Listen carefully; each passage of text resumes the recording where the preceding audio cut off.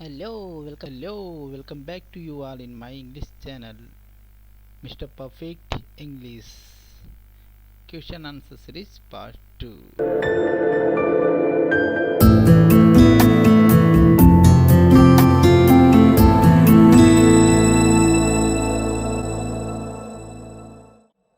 So question answer series का part first भी हमने अपलोड किया था, जिसमें हमने केवल वर्ड से रिलेटेड क्वेश्चन देखे थे, लेकिन इसमें हम देखने वाले हैं सेंटेंस से रिलेटेड और वर्ड दोनों से रिलेटेड क्वेश्चन। तो चलिए देखते हैं। आपका पहला क्वेश्चन है, a mix sentence has option first only coordinative conjunction, second only subordinative conjunction, and third both mean coordinative conjunction and subordinative conjunction दोनों, and fourth is no one. So हमने पढ़ा था कि मिक्स सेंटेंस वो होते हैं जिसमें कोऑर्डिनेटिव कंजक्शन और सबऑर्डिनेटिव कंजक्शन दोनों मिलकर बने होते हैं। इसका मतलब option C will be right, both. And our next question is, orthography is orthography क्या है? A type of word, a type of sentence, and art all of above. Mean orthography क्या है? सो हमने वर्ड जब लेसन स्टार्ट किया था तो starting में एक वर्ड आया था ऑर्थोग्राफी। सो हमने उसमें डिस्कस किया था कि ऑर्थोग्राफी क्या होता है। लेटर्स को सेपरेट करके उनका स्टडी किया जाता है और उसी का जस्ट अपोजिट होता है जम्बल्ड वर्ड। सो ये क्या है? Orthography is a type of word होता है। सो ऑप्शन ए आपका होगा right. And question number third की अगर हम बात करें, विच इज कोऑर्डिनेट कंजक्शंस, इनमें से कौन कोऑर्डिनेट कंजक्शन है? Until, unless, and. Option B as, far as. Option C until, whose, yet, की option last D yet, so and still. अगर हम इन सबको देखें तो अनटिल कोऑर्डिनेटिव कंजक्शन नहीं है, ये सबऑर्डिनेटिव कंजक्शन है। अनलेस भी कोऑर्डिनेटिव कंजक्शन नहीं है, ये भी एक सबऑर्डिनेटिव कंजक्शन है। लेकिन एंड एक कोऑर्डिनेटिव कंजक्शन है इसमें। तो पहले में दो तो हैं लेकिन तीसरा वाला सॉरी दो नहीं है लेकिन तीसरा वाला है, मतलब कि ये रॉन्ग हो गया क्योंकि हमें तीनों सही होने चाहिए।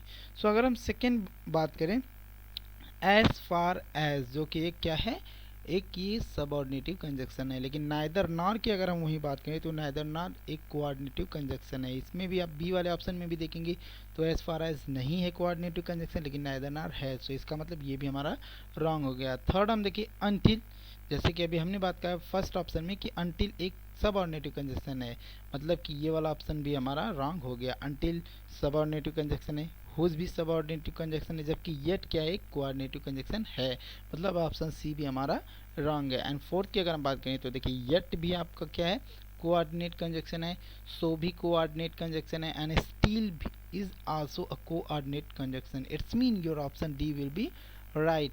Let's talk about next questions. Which one is not a subordinate conjunctions. पिछले क्वेश्चन में हमने कोऑर्डिनेट कंजक्शन देखा, अब इसमें हम देखेंगे कि कौन सा सबऑर्डिनेट कंजक्शन नहीं है। Care on the question, which one is not a subordinate conjunction. So either or, ये क्या है, कोऑर्डिनेट कंजक्शन है जैसे कि हम जानते ही हैं।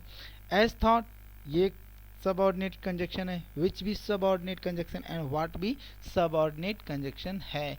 इसका मतलब इसमें से कौन सबऑर्डिनेट कंजक्शन नहीं है, सो वो ऑप्शन ए है, either or. So it's mean question number 4 में आपका ए वाला राइट होगा, either are.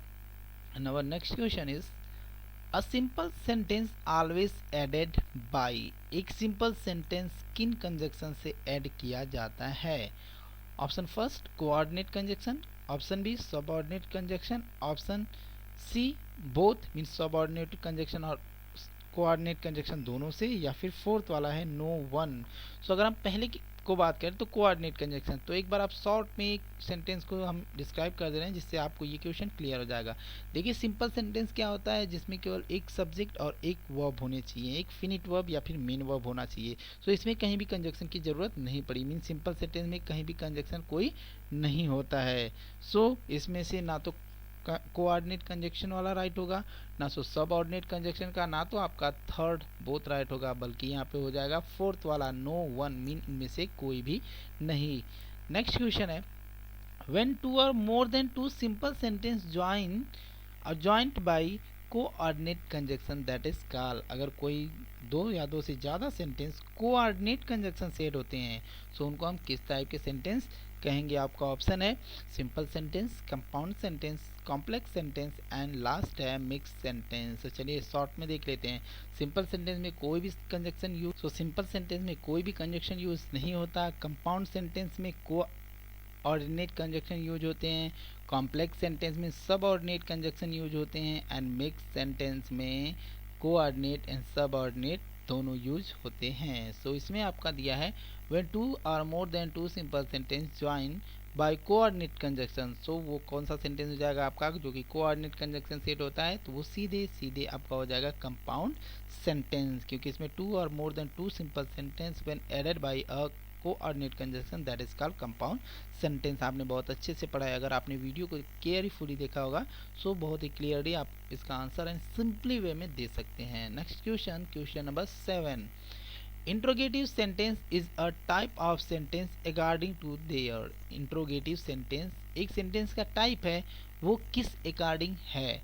Option A according to their commitment, option B according to their formations, option C according to their part और option D is all of above. तो हम देखेंगे कि commitment का एक सेकेंड नेम भी आपको डेफिनेशंस में वीडियो आपने केयरफुली देखा होगा तो उसमें मेंशन किया गया था कि according to their condition and according to their commitment एक ही चीज़ें होती हैं। सो इंट्रोगेटिव सेंटेंस क्या होता है, according to their conditions sentence के टाइप होते हैं। और फॉर्मेट की बात करें तो अकॉर्डिंग टू देयर फॉर्मेट क्या होता है, इंट्रोगेटिव, नेगेटिव और अफर्मेटिव सेंटेंस नहीं होते हैं, बल्कि अकॉर्डिंग टू देयर फॉर्मेशन कौन कौन से होते हैं, simple sentence, compound sentence, complex sentence and mix sentence. तो यहाँ पे पूछा है कि interrogative sentence type of sentence है वो किसके अकॉर्डिंग है, so according to their condition या फिर अकॉर्डिंग टू देयर कमिटमेंट, जो कि आपका फर्स्ट आंसर राइट हो जाएगा। नेक्स्ट क्वेश्चन हम बात करते हैं, question number 8।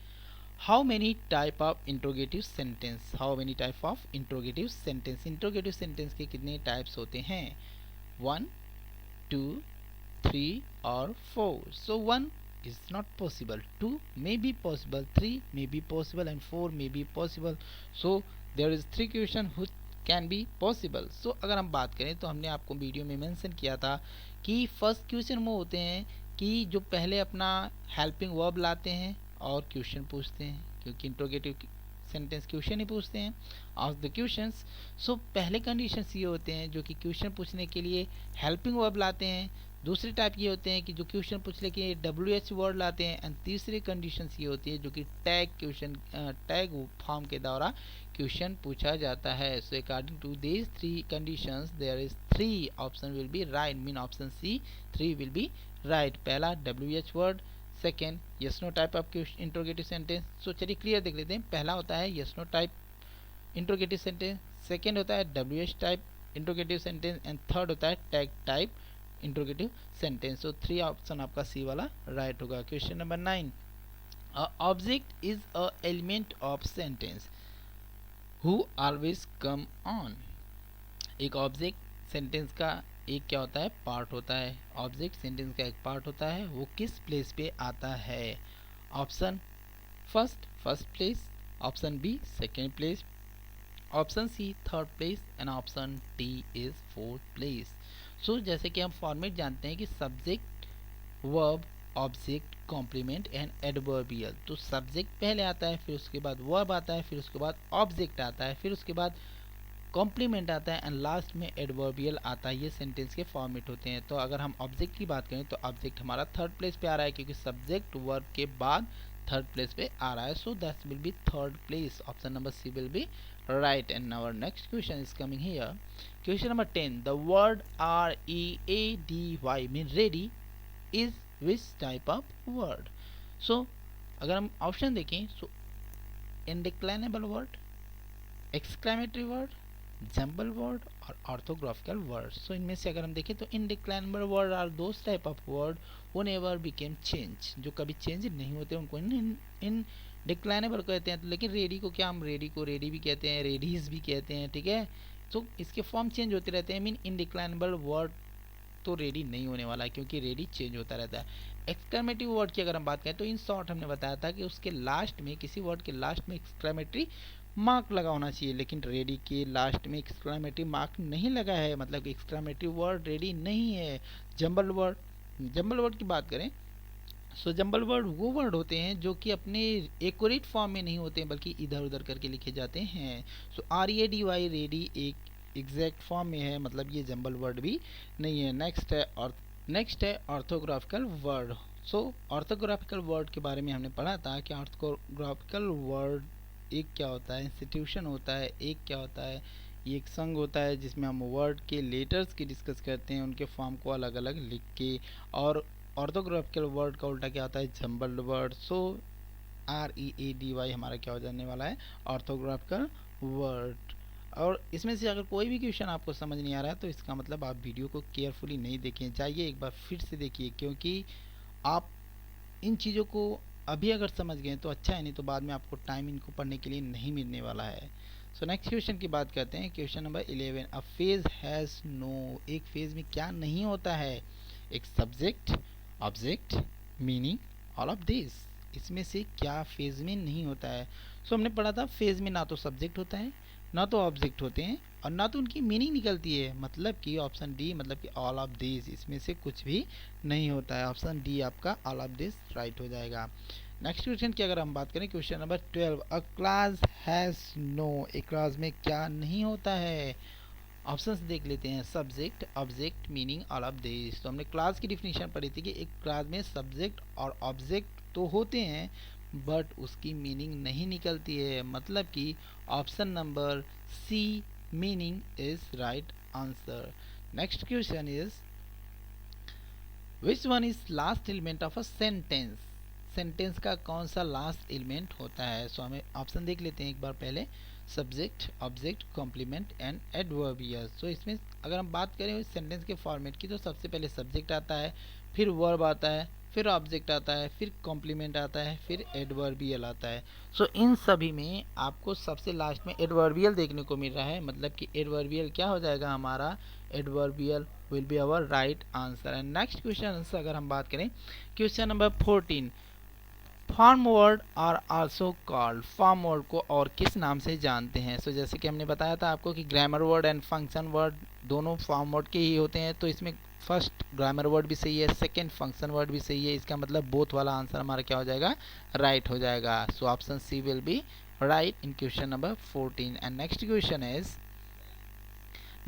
Is which one is indeclinable word, इनमें से कौन इनडिक्लाइनेबल वर्ड है। सो इनडिक्लाइनेबल वर्ड हमने बताया था कि जो कि कभी चेंज नहीं होते हैं, उनको हम किस टाइप के वर्ड कहते हैं, इनडिक्लाइनेबल वर्ड। कैन भी नहीं चेंज होने वाला है, कुड भी ऑलवेज यूज होगा, इसका फर्स्ट सेकंड थर्ड फॉर्म तो होता नहीं है। कॉफ़ी को भी कॉफ़ी ही हम हर फॉर्म में कहेंगे, सिंगुलर या प्लूरल। सो इसका ऑप्शन डी ऑल वाला राइट हो जाएगा। इसका मतलब क्वेश्चन नंबर 15 का D all is right answer. And next question is question number 16. That word who made by join suffix and prefix are called, ऐसे वर्ड जो कि suffix and prefix को जोड़ के बनते हैं उनको हम क्या कहते हैं। सो हमने डिस्कस किया था जब हम टाइप ऑफ वर्ड पढ़ रहे थे, तो उसमें दो ऐसे वर्ड टाइप ऑफ वर्ड आ रहे थे जो कि दो वर्ड को जोड़ने से बन रहे थे, पहला कंपाउंड वर्ड और दूसरा इम्पटी वर्ड। कंपाउंड वर्ड क्या होता था, कंपाउंड वर्ड में दोनों जो वर्ड जुड़ते थे उन दोनों का मतलब निकलता था, लेकिन जो इम्पटी वर्ड था उनमें जो दोनों वर्ड जुड़ते थे उसमें एक का मतलब निकलता था दूसरे का नहीं, मतलब कि एक वर्ड होता था दूसरा सफिक्स या फिर प्रेफिक्स होता था। तो हमें यहाँ से क्लियर हो जाता है कि सफिक्स एंड प्रेफिक्स जोड़ने वाले वर्ड कौन से होते हैं, इम्पटी वर्ड। तो ऑप्शन में इम्पटी वर्ड जो होगा वो आपका राइट आंसर होने वाला है। So option A compound word, second is empty word, it's means empty word. Question number 16 का बी इज राइट आंसर। और next question is nominal word are, nominal word क्या होते हैं। Question 17 option A only noun, जो केवल noun होते हैं उन्हीं को नॉमिनल वर्ड कहते हैं। Sorry naming word are, so only noun कहते हैं, नाउन एंड प्रोनाउन दोनों के कहते हैं, बोथ कहते हैं, और इसमें से कोई नहीं कहते हैं। तो नेमिंग वर्ड मीन नेम किसी का जो कि क्या हो सकता है, ओनली नाउन ही हो सकता है, क्योंकि प्रोनाउन तो किसी कंडीशन में नहीं होने वाला है, इसीलिए naming word is only noun. So question number 17 का A is right answer. Question number 18 की बात करें तो which one is the format for interrogative sentence, interrogative sentence का कौन सा फॉर्मेट है। सो ऑप्शन है आपके subject, object, verb, object, subject, verb, verb, subject,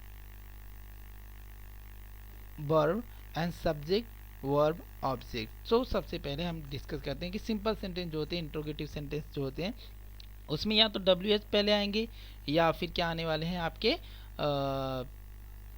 WH word आएंगे या फिर हेल्पिंग वर्ब सबसे पहले आएगा। सो इन शॉर्ट आप कह सकते हैं कि अगर हेल्पिंग वर्ब की हम बात ना करें, सो जैसे एग्जांपल हम देखते हैं कि जैसे है Ram is going. Ram is going एक क्या है, अफर्मेटिव सेंटेंस है, सिंपल सेंटेंस है, पॉजिटिव सेंटेंस है।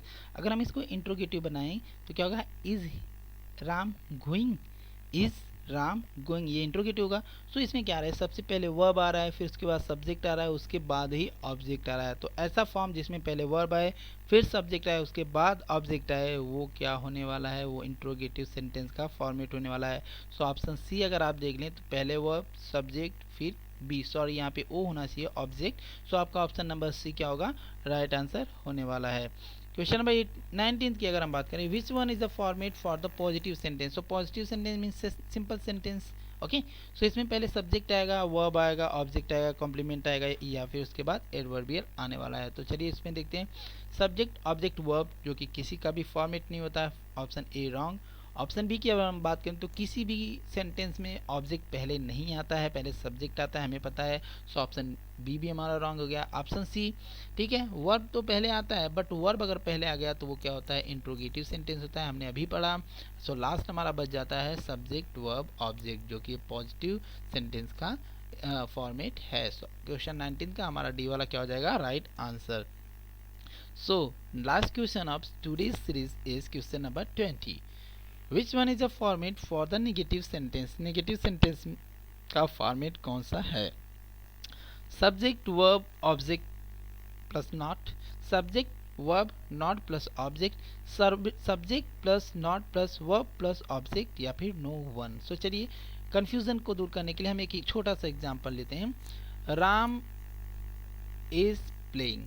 Okay, Ram is playing a simple sentence, अगर हम इसको नेगेटिव बनाए तो क्या हो जाएगा, राम इज नॉट प्लेइंग। मतलब कि क्या है, सब्जेक्ट, उसके बाद वर्ब, उसके बाद नॉट, उसके बाद फिर से वर्ब, फिर उसके बाद ऑब्जेक्ट आया। लेकिन इसमें से कोई भी इस फॉर्मेट को फॉलो कर रहा है, तो अगर आप देखेंगे तो कोई भी इस फॉर्मेट को फॉलो नहीं कर रहा है। Means subject plus verb plus not plus verb plus object, ऐसा इसमें कोई भी नहीं है। इसका मीन क्वेश्चन नंबर डी, जो कि आपका no one will be accurate answer.